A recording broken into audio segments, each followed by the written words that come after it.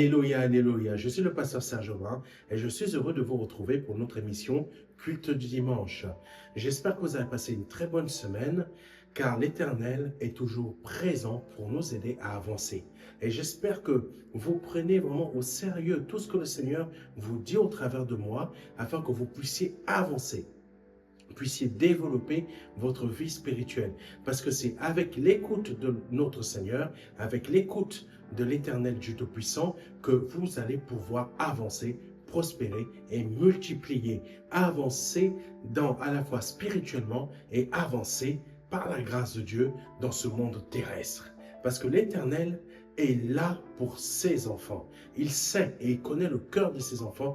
Il sait qui sont ses enfants et il va toujours aider ses enfants. Parce que c'est cela qui est marqué. Il va toujours aider ses enfants. Il va toujours exaucer ses enfants. Parce que c'est pour cela que le Seigneur a toujours dit la chose suivante. Moi, je sais que tu m'exauces toujours. Il faut savoir que quand le Seigneur Jésus-Christ a dit cela, c'est parce que le Seigneur savait que, étant son Fils, l'Éternel exaucera toujours. Peut-être toi, tu dois te dire la chose suivante. Mais moi-même, je suis aussi son fils. Mais pourquoi il ne m'exauce pas? Mais sache et comprends la chose suivante. C'est que l'Éternel exauce ses enfants. Tu as beau être chrétien né nouveau, ça c'est la théorie chrétienne. Mais la pratique, celui qui est né de nouveau, c'est celui qui met en pratique la parole. Parce que ce que nous avons ici en France et peut-être ailleurs, c'est que nous pensons que ça y est, je suis passé par les eaux du baptême, je suis né de nouveau, ça y est, ça fait de moi un fils ou une fille. Non, ça ne fait pas de toi un fils ou une fille. Parce que un fils, pardonnez-moi, un fils ou une fille, c'est une personne qui obéit et vit la parole de Dieu et la met en pratique. Si tu ne la vis pas d'une manière, c'est-à-dire tu la vis naturellement, mais que tu ne fais rien, tu connais la parole de Dieu, mais tu ne la mets pas en pratique, tu n'es pas encore né de nouveau, mon frère, ma soeur. Tu n'es pas encore né de nouveau. Tu dois naître de nouveau. Parce que la théorie religieuse du fait que, parce que je passe par les eaux du baptême, etc., je dis, non, non, non. C'est si tu changes ton cœur réellement, c'est ça en réalité. Baptisez-les tous au nom du Père, du Fils et du Saint-Esprit. Ou baptisez-les tous, sur certaines versions. Comprends la chose suivante. Un baptême, c'est quoi? C'est un changement radical de personnalité. C'est un changement radical de pensée. C'est un changement radical de vie. C'est quoi? C'est que tu es mort dans tes anciennes façons de faire. C'est ça la réalité, mes frères et mes sœurs. C'est pour cela que beaucoup d'entre nous, on ne réussit pas. Parce qu'on pense que le baptême, ça y est, je suis baptisé. Non, non, non. C'est une mort de ton ancien corps, de ton ancienne façon de penser, de tes anciennes façons de réfléchir, pour créer une nouvelle naissance, c'est-à-dire ton corps est toujours le même, mais l'esprit qui permet tes réflexions, tes pensées, etc., c'est un esprit nouveau. Mais si tu n'as pas cette nouvelle réflexion, ces nouvelles pensées, ces nouvelles façons de faire, mais que tu es toujours l'ancien toi, tu n'es pas né de nouveau. Tu n'es toujours pas né de nouveau. Tu as bien fait le baptême, mais tu n'es pas né de nouveau. C'est pour cela que, aujourd'hui, par la grâce de Dieu, le Seigneur nous emmène à voir la chose suivante, qui est le thème « La semence donnant ». C'est très particulier, en fait, cette partie, ce que nous allons voir aujourd'hui. La semence donnant. Commençons rapidement par lire Genèse chapitre 38, versets 6 à 10. Là, je vous avertis que c'est la version seconde. Tout de suite après, la version semeur. Vous allez voir que les versions divergent un peu. Mais elles sont... La seconde version, qui est la version semeur, rentre plus dans les détails. Comme je l'ai dit, Genèse chapitre 38, versets 6 à 10. Juda prit pour Er, son premier-né, une femme nommée Tamar. Er, premier-né de Juda, était méchant aux yeux de l'Éternel. Et l'Éternel le fit mourir. Alors Judas dit à Onan, alors, verset 8, alors Judas dit à Onan, va vers la femme de ton frère, prends-la comme beau-frère et suscite une postérité à ton frère. Amen. Verset 9, Onan, sachant que cette postérité ne serait pas à lui, se souillait à terre lorsqu'il allait vers la femme de son frère, afin de ne pas donner de postérité à son frère. Verset 10, ce qu'il faisait déplut à l'Éternel, qui le fit aussi mourir. Maintenant, c'est la version Semeur que je vais vous partager, que je vais te partager, qui dit ceci. Judas prit pour Er son premier-né, une femme nommée Tamar, jugeant Er mauvais. L'Éternel le fit mourir. Alors Judas dit à Onan, accomplis ton devoir de proche parent du défunt. Unis-toi à ta belle-sœur pour donner une descendance à ton frère. Onan savait que les enfants qui naîtraient ne seraient pas pour lui. Chaque fois chaque fois qu'il avait des rapports avec sa belle-sœur, il laissait tomber sa semence à terre pour éviter de donner une descendance à son frère. Son comportement déplut à l'Éternel, qui le fit mourir aussi. Pourquoi l'Éternel nous emmène dans ce thème-là, la semence d'Onan? Nous pouvons voir que Onan, ce qui lui plaisait là-dedans, ce n'était pas le fait d'avoir des rapports avec sa belle-sœur pour donner une descendance, mais c'était plutôt pour avoir, ça lui plaisait plutôt d'avoir des rapports avec sa belle-sœur. Mais donner une descendance à son frère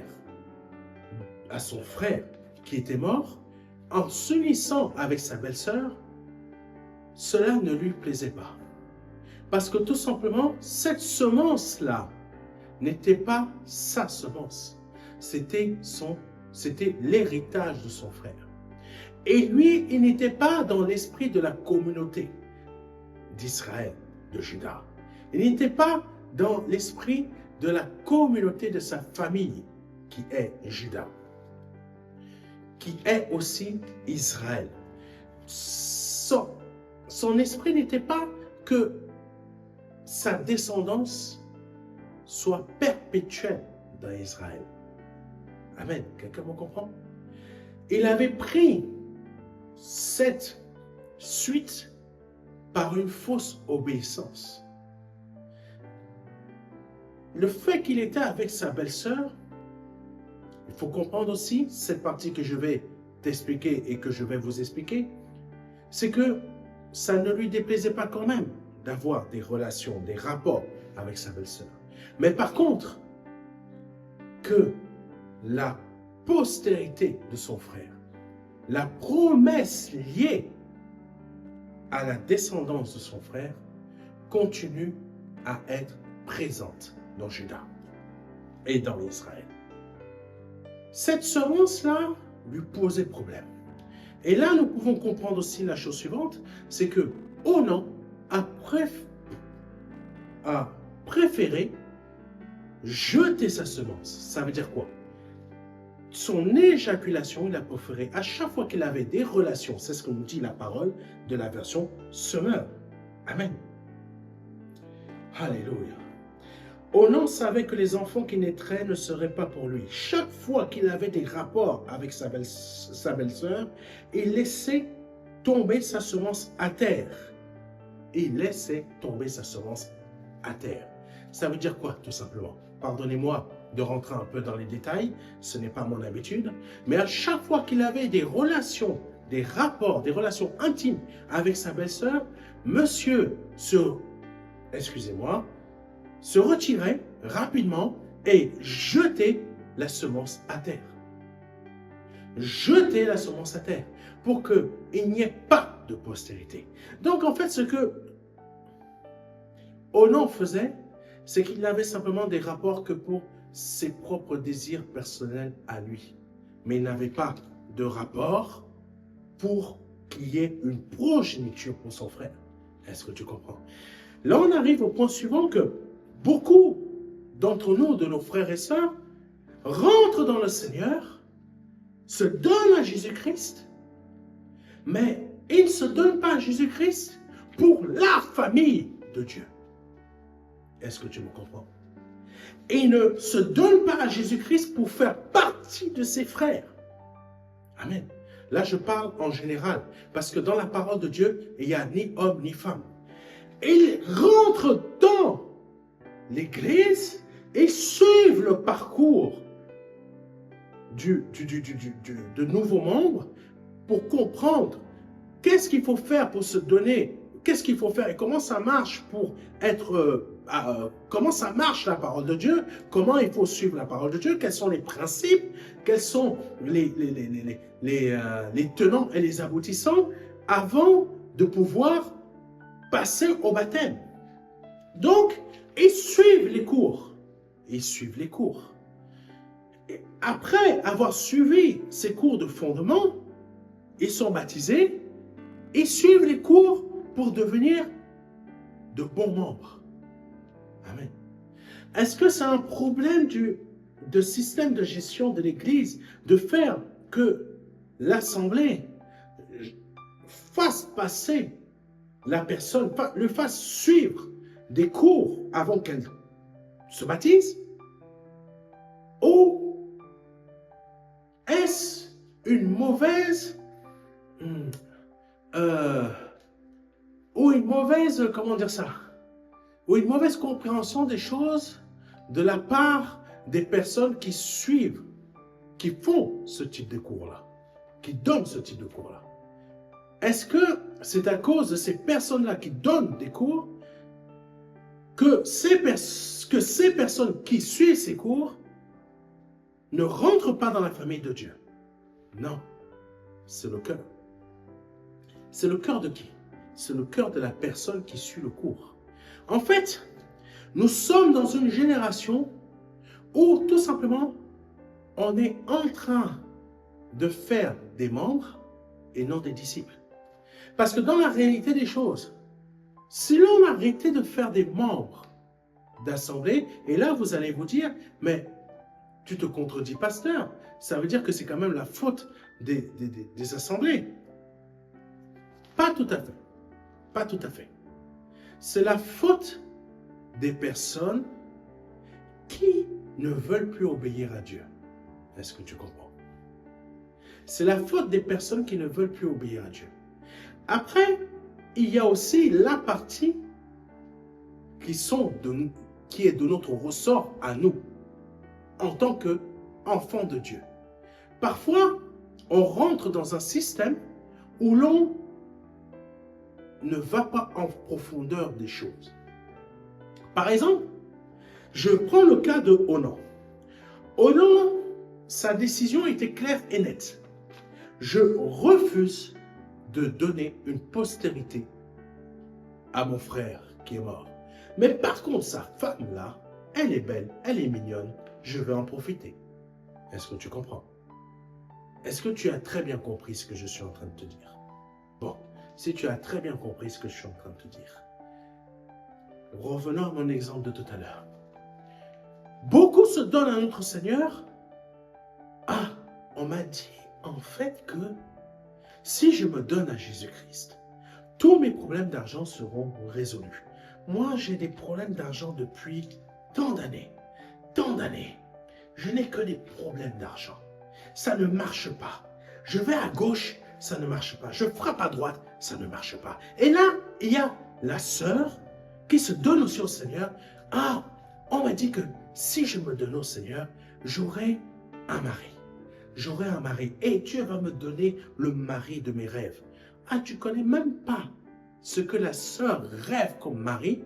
Et toi, quand tu vas l'évangéliser, avant qu'elle devienne une sœur en Christ, tu lui dis, ah, Dieu va te donner le mari de tes rêves. Mais tu ne sais même pas, peut-être le mari de ses rêves, c'est qu'elle rêve chaque jour à Ronaldo. Elle rêve chaque jour à Ronaldo.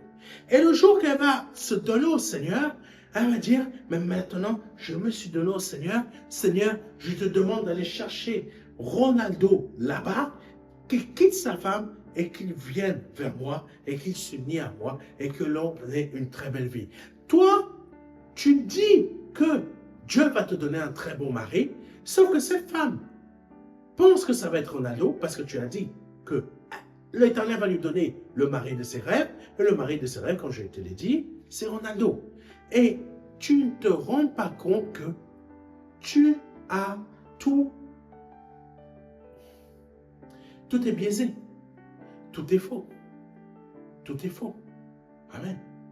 La personne, quand elle vient se donner au Seigneur, elle vient avec des motifs dans le sens où je viens non pas pour être un frère de Christ, mais je viens pour que Christ change ma situation. Tout est biaisé. Tout est faussé. Elle ne vient pas pour être dans la famille de Dieu. Elle vient pour que Dieu lui donne ce que son cœur désire. Elle vient pour que Dieu continue à l'aider à rester dans sa vie de péché. Parce qu'en fait, il faut comprendre la chose suivante. La vie de péché est liée à notre ancienne vie avant de devenir enfant de Dieu. Et beaucoup d'entre nous, on continue malgré le fait que, excusez-moi mes frères et mes sœurs, hein. Ah non, il faut comprendre, hein. Même les démons sont plus intelligents que nous. Même le diable est plus intelligent que nous. Parce qu'il a copié cette histoire de baptême. Est-ce que tu comprends?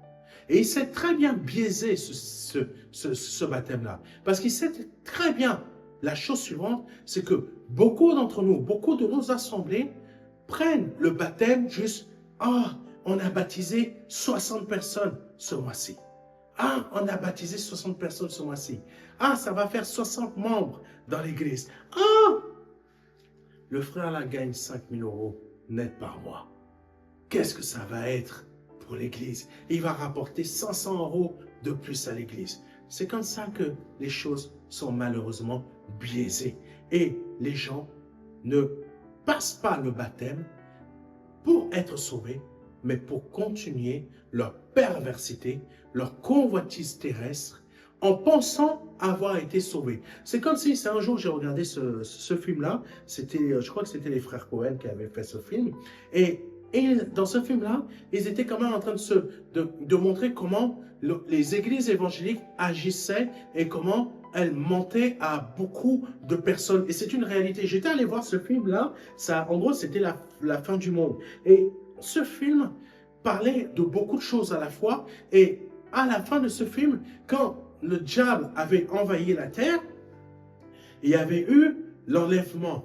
Et là, à la fin de ce film, dans l'enlèvement, qu'est-ce qu'on voyait? En fait, des femmes sexy avec des ailes. En fait, ta perversion que tu avais sur la terre, tu pouvais continuer à la réaliser dans le ciel pour l'éternité. C'était quoi? Des femmes en... Bon, je vous passe ces détails. Mais rien n'était bon. C'est comme si c'est le ciel avec tous tes penchants sur cette terre, mais c'est le paradis. Voilà, en gros. Qu'est-ce qu'il montrait dans ce film? Il montrait tout simplement la perversion de nos assemblées évangéliques. Voilà comment le monde a réussi à nous comprendre. Voilà comment le monde a réussi à nous comprendre. Quand nous-mêmes, on pense que nous voulons montrer que nous sommes des enfants de Dieu, mais nous sommes en majorité des honnants. Nous sommes en majorité des honnants. Nous nous donnons au Seigneur, mais ma semence, que tu sois un homme ou une femme, la semence spirituelle est pareille. Nous jetons notre semence à terre. Nous la projetons à terre. Voilà. Et là, nous profitons, comme on a profité de sa belle-sœur sexuellement. Il faut préciser les choses. Il a profité sexuellement de sa belle-sœur, mais il ne l'a pas donné une progéniture. pour son frère. C'est la même chose pour nous. Nous volons notre semence. Beaucoup d'entre nous dans nos assemblées actuellement, c'est pour cela que beaucoup d'entre vous, vous n'aimez pas les prédications, ce que le Seigneur me fait dire, parce que ça ne ressemble pas à vos super prédicateurs, comme, pardonnez-moi, je nomme le nom, le serviteur de Dieu, Raoul Raffo, qui, je sais que beaucoup d'entre eux, beaucoup ne me connaissent pas, mais eux, ils me connaissent. Prends ce que je donne dans les prédications, parce que beaucoup ne citent pas ces prédications, citent d'autres, ils prennent une partie, parce qu'ils savent que si les disciples qui sont dans leurs églises commencent à écouter les messages que le Saint-Esprit lui-même dit au travers de moi, beaucoup vont se détourner d'eux et commencer à s'attacher à ce que réellement la vérité est. Donc ça va faire quoi? Que leur assemblée se vide, et que ces personnes-là commencent à se dire, ah ouais, mais on n'a jamais entendu ça là-bas. Mais c'est vrai que la parole de Dieu dit ça, mais pourquoi notre pasteur ou notre apôtre ne nous dit jamais ça? Et là, quand tu commences à tendre l'oreille vers ce type d'émission, ils vont se détourner d'eux pour s'attacher à la vérité. C'est ça qui a beaucoup déplu les pharisiens quand l'Éternel parlait au travers du Seigneur Jésus-Christ, notre frère, le premier-né d'entre nous. Donc, beaucoup d'entre nous, on jette notre semence. Nous jetons notre semence pour profiter uniquement des bienfaits de la parole, et on est prêt à devenir des super orateurs, des super prieurs, et on va connaître les meilleurs versets de la parole de Dieu qui parlent de prospérité, de santé, de réussite, de succès, de mariage, etc. pour que ces paroles-là se produisent dans notre vie. Mais à chaque fois, quand il faut produire du fruit, nous jetons notre semence à terre. Nous jetons.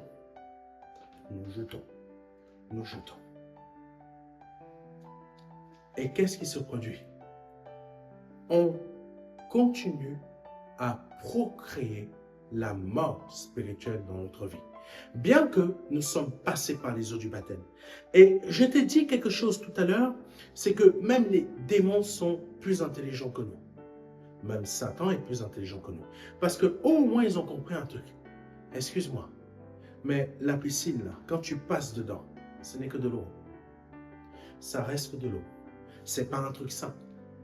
Ce n'est pas un truc qui te purifie. Ce n'est qu'une image. Le réel changement se produit dans ton cœur.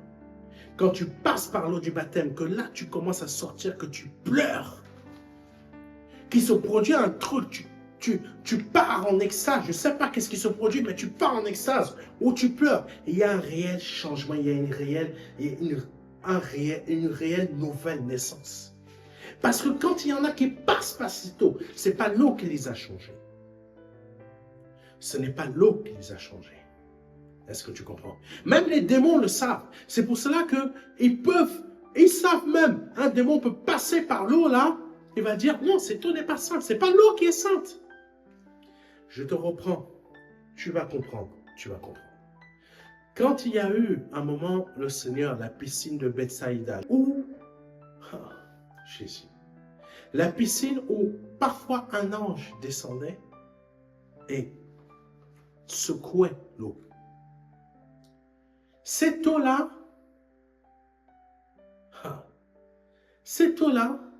ce n'est pas l'eau qui guérissait la personne. Est-ce que tu comprends? Parce que l'eau restait eau. C'est quand il y avait un des anges de Dieu qui était présent, que la personne qui descendait quand l'ange faisait secouer l'eau, ça veut dire qu'il y a des anges qui arrivent, qui font secouer certaines choses, comme des arbres, qui agissent dans ce monde, qui font des choses, comme des démons peuvent aussi créer des tempêtes, des cyclones, etc. Oui, c'est une réalité. Et là, cet ange-là secouait l'eau. La première personne qui descendait dans cette eau était guérie.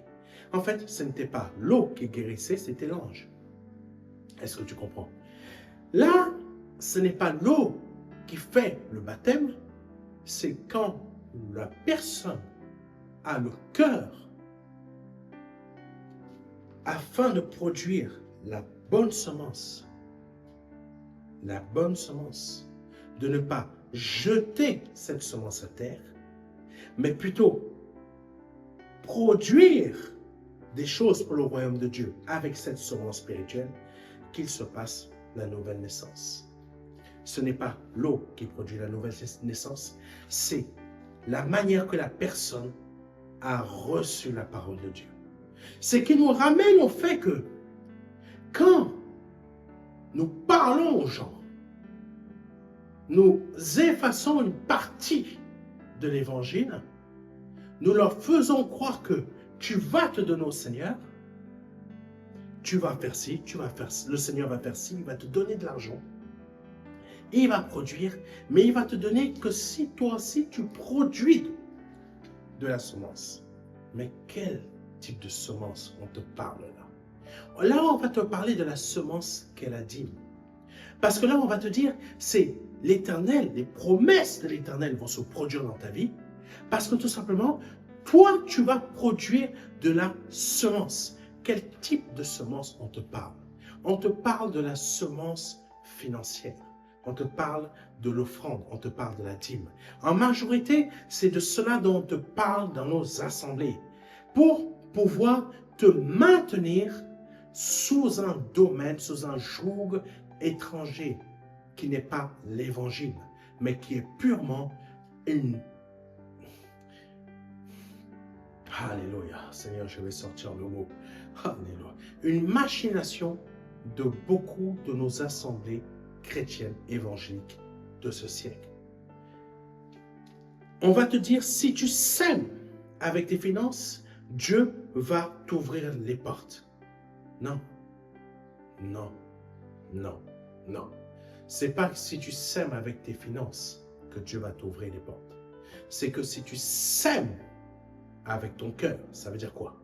C'est que si tu sèmes, c'est-à-dire quoi cette semence-là? Cette semence parle de la parole de Dieu. Si tu sèmes dans ta vie les mêmes sentiments que Christ avait quand il était sur la terre.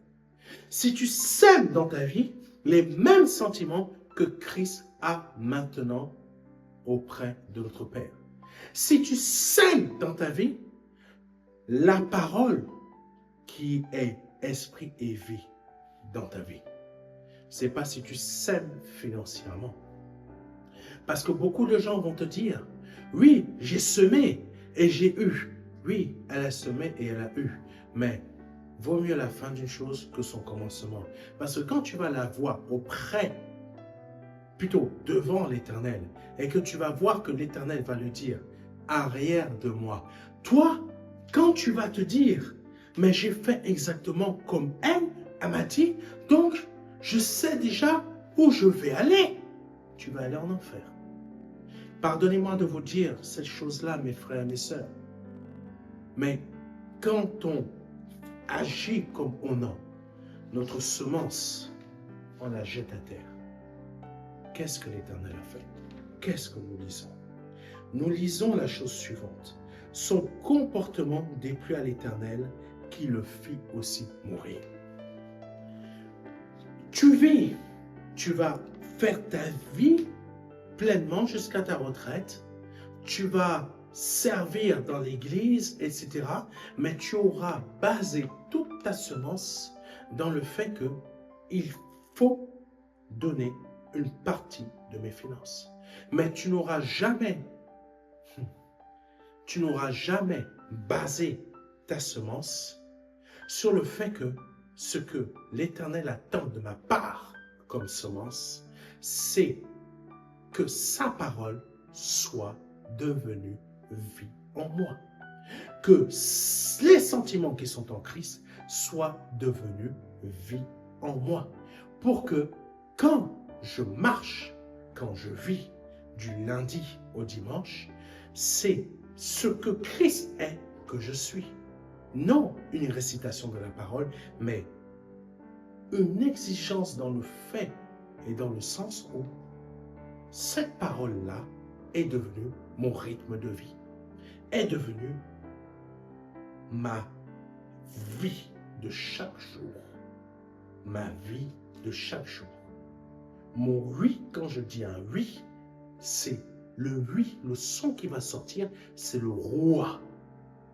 C'est vraiment l'Esprit de Dieu qui sort du vent de mon corps. Amen. C'est différent du oui quand tu vas sortir ça de ton propre souffle. Oui, là, tu libères une bénédiction. Tu libères une délivrance dans la vie de quelqu'un. Parce que tout simplement, quand tu vas libérer le oui, je veux que tu sois pur. Oui, je le veux. Je veux que tu puisses à nouveau enfanter. Oui, je veux à nouveau qu'il y ait cette bénédiction dans ta vie. C'est parce que ce oui-là va être un roi qui va sortir de ton être, de ta bouche. Parce que tout simplement, tu vis la parole. Les sentiments de Christ en toi ne sont pas une métaphore, mais une réalité de ce que Christ est dans le ciel, puisque toi, tu es en lui, en même temps que tu es là. Quelle est cette capacité? C'est une capacité divine. Amen. Mais là, quand tu bases ta semence dans le fait qu'elle soit que financière, ta place ne sera pas avec les enfants de Dieu, ta place sera avec les démons. Je préfère te dire les choses clairement. Parce que tu as basé toute ta vie dans le fait que la semence que je dois donner et ne pas jeter comme ça dans le monde, c'est-à-dire tu vas dépenser tes finances à te faire plaisir, ce n'est pas être honnête cela. Ce n'est pas être honnête. Parce que quand tu utilises tes semences financières dans le sens où tu veux avancer dans la vie, ce n'est pas être honnête. Par contre, quand tu utilises tes semences dans le sens où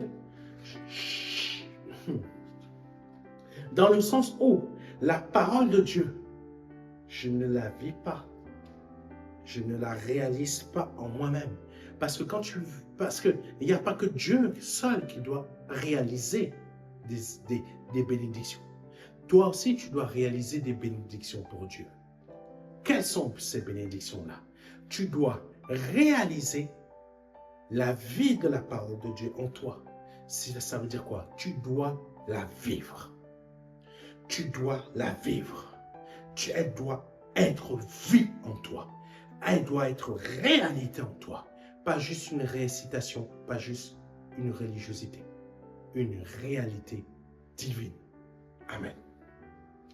Donc, beaucoup d'entre nous, nous sommes des honnêtes qui jetons notre semence. Et quand on agit ainsi, on perd. En fait quoi? On perd notre... En fait, on n'a jamais gagné notre salut. On ne l'a jamais obtenu. Mais on perd notre possibilité d'avoir un jour accès au ciel. Parce que, oh non, il a jeté sa semence. Sa semence, c'était quoi? C'était ses propres fruits de ses entrailles qu'il a refusé de semer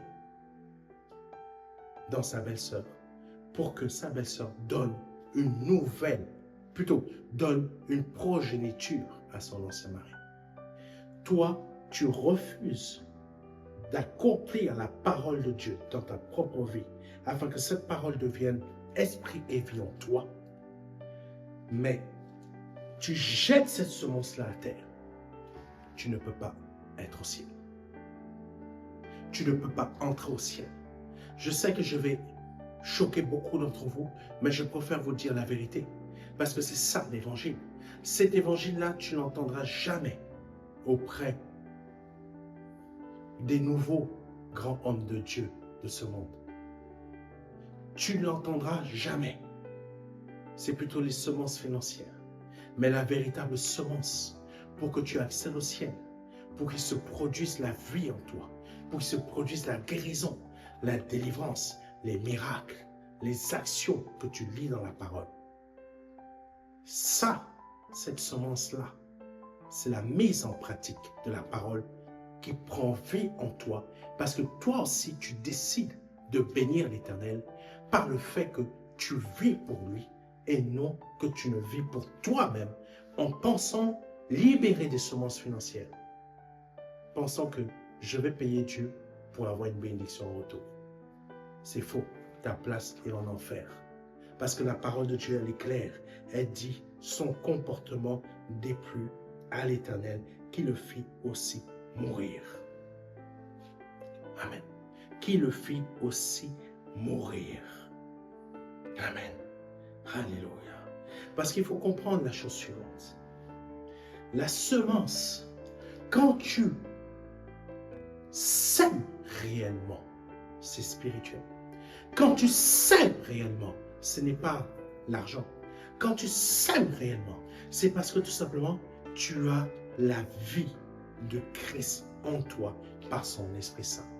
Ce n'est pas celui qui sème le plus dans l'Église ou qui sème continuellement qui sera sauvé ou qui aura accès au ciel. Lisons rapidement Jean 14, versets 15 à 17, qui va vous choquer. Parce que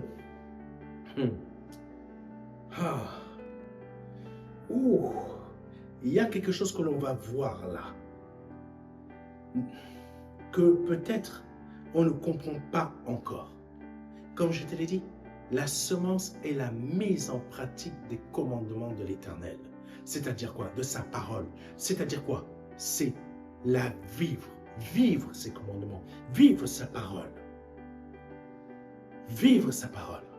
Et nous allons constater qu'il y a une condition dans Jean 14, verset 15 à 17, qui montre la chose suivante.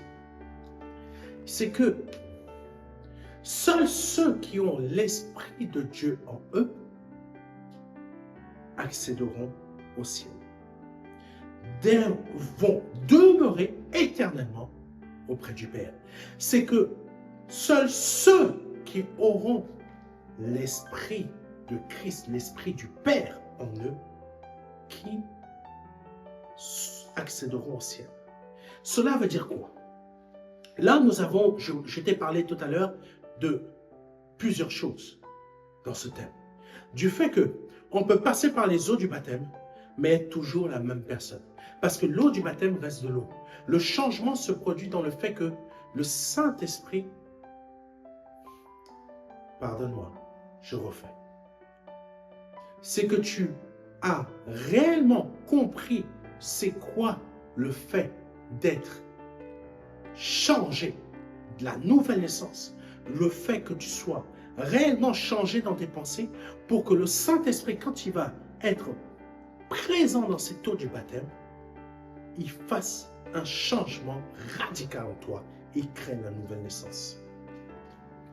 On a vu l'image de cet ange qui a secoué l'eau. Secoué l'eau. C'est quand cet ange a secoué l'eau que la personne était guérie. Quelqu'un comprend?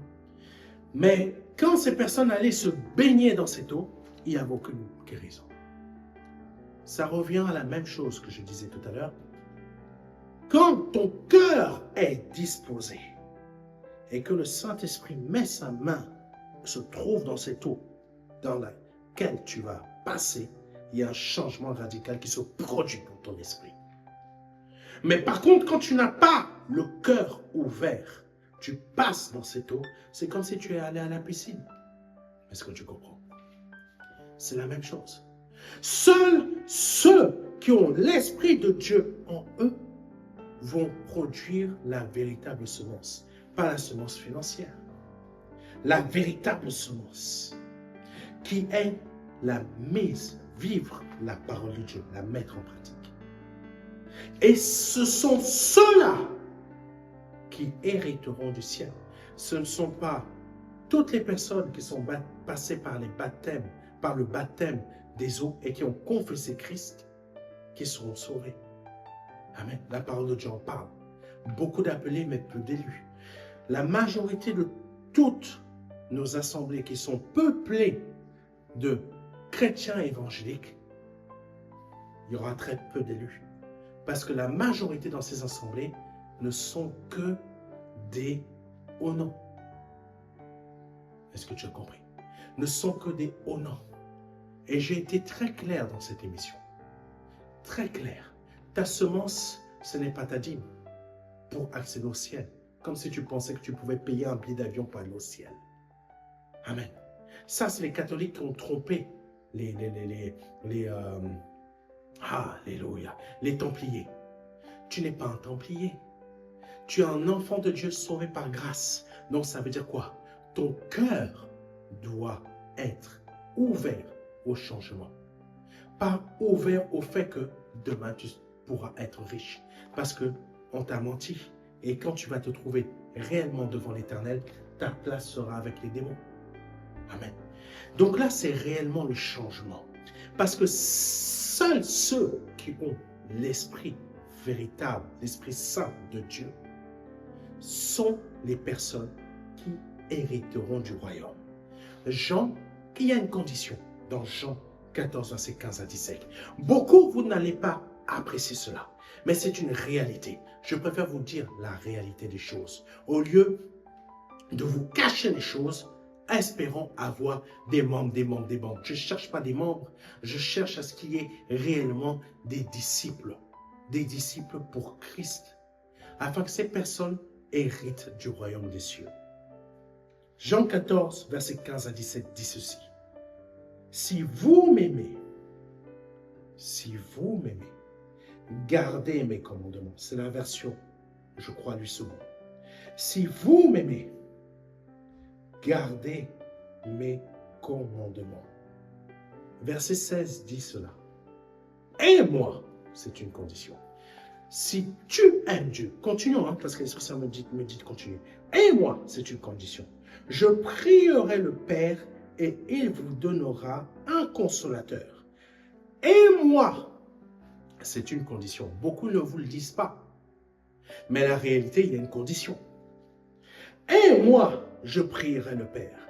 Et il vous donnera un autre consolateur afin qu'il demeure éternellement avec vous. Verset 17. L'esprit de vérité que le monde ne peut recevoir parce qu'il ne le voit point et ne le connaît point. Mais vous le connaissez car il demeure avec vous et il sera avec vous. Amen. Mais il faut avoir l'esprit Saint du Père pour accéder au ciel. Il ne faut pas avoir un autre esprit. Et il demeurera éternellement avec vous. Comprendre cette condition. Demeurer éternellement avec vous. Ça veut dire que c'est l'Esprit Saint de Dieu qui va produire l'éternité en nous.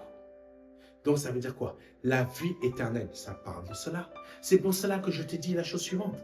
Si tu n'as pas le cœur pour réellement bien semer, l'Esprit de Dieu ne pourra pas être en toi et créer cette nouvelle naissance qui est cette nature divine qui va avoir cette vie éternelle en toi pour que tu accèdes à l'éternité de Dieu, qui est la vie. C'est pour ça que je t'ai dit, dans Jean 14, verset 15 à 17, pour accéder au royaume des cieux, il y a une condition. Il y a une condition. La condition n'est pas de passer par les eaux du baptême. La condition est la chose suivante. C'est que tu passes par les eaux du baptême, mais il doit y avoir un changement qui fait la chose suivante en toi. Écoute-moi bien, parce que je sais qu'ici en France, vous aimez déformer les choses. Si vous m'aimez, gardez mes commandements. Tu es passé par les eaux du baptême. Mais si tu aimes Dieu en réalité, garde mes commandements. Ça veut dire, vis-les. Et qu'est-ce qui est dit? Verset 16. Et moi, je prierai le Père. Ça veut dire quoi? Quand il y a à chaque fois quelqu'un qui se donne réellement à Dieu, en passant par les eaux du baptême, le cœur est ouvert, notre Seigneur prie le Père afin qu'il te donne un consolateur. Et c'est ce consolateur-là qui va créer la vie éternelle en toi. C'est ce consolateur-là qui va créer la nouvelle naissance en toi. C'est pour cela qu'il y a une condition. La condition est la chose suivante. Tu passes par les eaux du baptême. C'est bien, c'est joli, c'est gentil. C'est tout mignon. Mais ce n'est pas ça qui va te sauver. C'est le fait que tu vives les commandements et le Seigneur va prier le Père pour t'envoyer un autre consolateur afin qu'il demeure éternellement avec toi. Et c'est définitif. C'est définitif. C'est définitif. Tu as l'Esprit de Dieu en toi qui va vivre éternellement avec toi parce qu'il aura changé ta nature.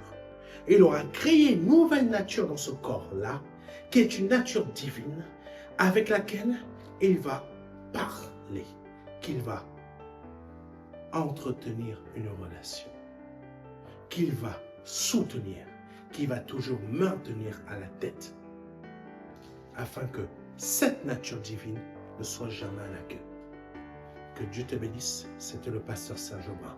J'espère que tu as compris ce message, que tu as véritablement compris ce message pour que le sens n'en soit pas détourné dans ton esprit.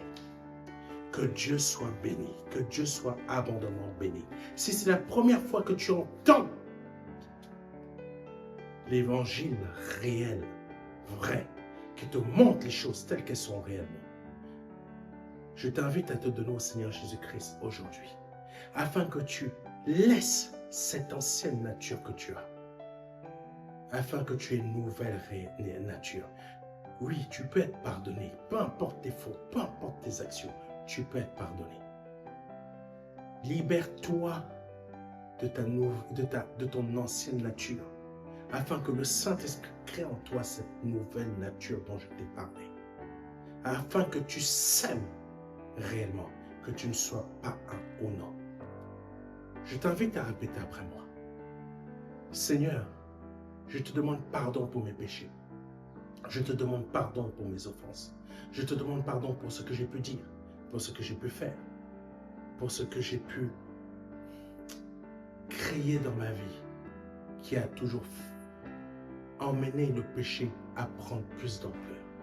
Je me repens et je te demande pardon. Pardon, je me repens réellement. Seigneur, je reconnais, Dieu Tout-Puissant, que Jésus-Christ est ton Fils et qu'il sort de toi, que tu l'as envoyé sur cette terre pour mourir à la croix pour moi, pour verser ton sang à la croix pour moi, pour que son sang saint, innocent, me lave de toutes mes fautes, de tous mes péchés, par le nom puissant de Jésus-Christ. Si tu viens de répéter cela après moi, tu viens de passer de la mort à la vie. Je t'invite à nous envoyer un mail afin que nous puissions t'envoyer le livret Les 4 marches, un livret numérique qui va t'aider dans ta conversion, par le nom puissant de Jésus-Christ. Et si tu as à cœur de bénir cette œuvre, tu peux le faire. Tu peux faire un don du montant que tu veux. Mais sache la chose suivante, ce n'est pas cette semence-là qui va te sauver. C'est le fait que tu vives réellement les commandements de Dieu. Et je t'informe que au mois d'octobre, nous reprendrons nos conférences. Et je t'informe aussi qu'à partir du 19 juillet, pour 3 semaines, nous allons diffuser 3 épisodes. 3 épisodes puissants sur la série Réma. Réma. 3 épisodes puissants.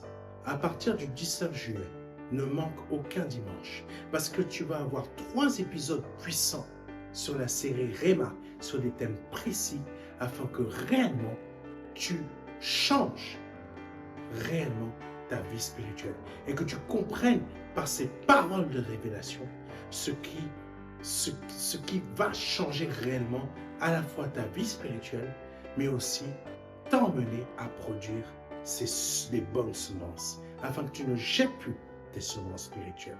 Que Dieu te bénisse. C'était le pasteur Serge Aubin et à très bientôt.